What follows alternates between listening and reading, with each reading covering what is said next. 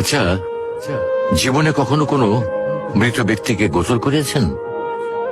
যদি কখনো সুযোগ হয় তাহলে সেই মৃত ব্যক্তিকে গোসল করাবেন।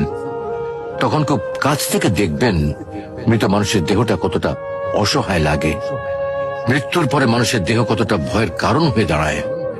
সুযোগ পেলে রাতে লাশটা পাহারা দেবেন, তখন বুঝতে পারবেন প্রিয় মানুষটার লাশ রাতের বেলায় আপনার কাছে কতটা অদ্ভুত লাগে, কতটা ভয়ের কারণ হয়ে ওঠে, কতটা আতঙ্কের কারণ হয়ে যায়।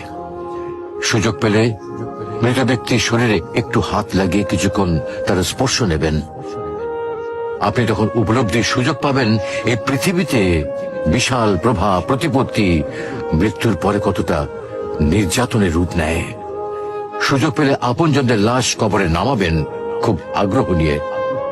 শেষবারের মতো মৃতদেহের মুখটি একবার দেখার চেষ্টা করবেন এবং বারবার উপলব্ধি করার চেষ্টা করবেন এই মৃতদের সাথে অনন্তকালের যাত্রার পথে এটাই আপনার জীবনের শেষ দেখা। সুযোগ পেলে মাঝে মধ্যে কবরস্থানে গিয়ে নীরবে কিছুক্ষণ দাঁড়াবেন। এরপর মনে মনে চিন্তা করবেন জীবনের লাভ ক্ষতির হিসাব। এই মৃত মানুষগুলো এই পৃথিবীতে কি করে গেছেন, কাদের রেখে গেছেন।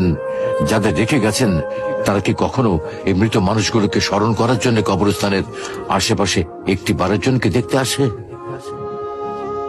আমাদের জীবনটা বড় অদ্ভুত, বৈচিত্র্যময়।